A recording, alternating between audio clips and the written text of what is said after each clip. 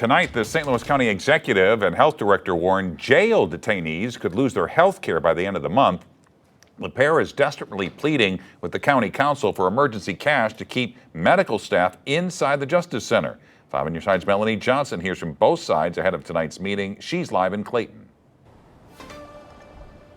Yeah, the health care director says that if the money does not come, then those inside the Justice Center will be in a health care crisis, medications up in the air, and medical staff out the door if that money does not come in 2 weeks. The process should never eclipse a patient's safety.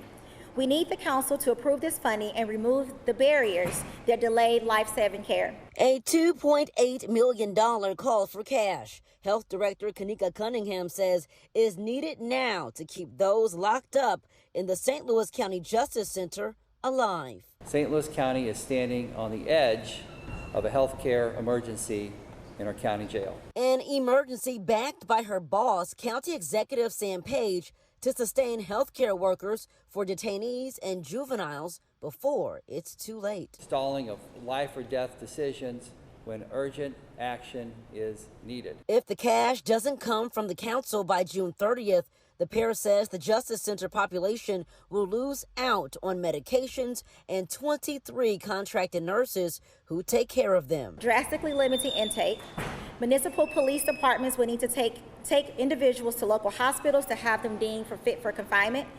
Medications will only be passed out once per day. Just another example of the little boy who cried wolf. 3rd District Councilman Dennis Hancock tells me this is a scare tactic by the county executive after his $80 million budget was rejected. He keeps asking for the same thing over and over and over, and then he tries to repackage it, put it in with some other things, and thinking we won't see it. And frankly, it's just getting tiresome. Despite the issue coming before the council Tuesday night, Cunningham says the new budget rules are a waste of time. The Budget Committee's process has turned a funding request into a countdown clock. Now, Page's administration says they've been begging for this $2.8 million in funding since April. Councilwoman Rita Day sounding off also tonight, saying that this is an example of poor planning and also not an emergency in the council's eyes. She also said this could have been handled with a phone call, not a press conference. Live in Clayton tonight, Melanie Johnson, 5 on your side.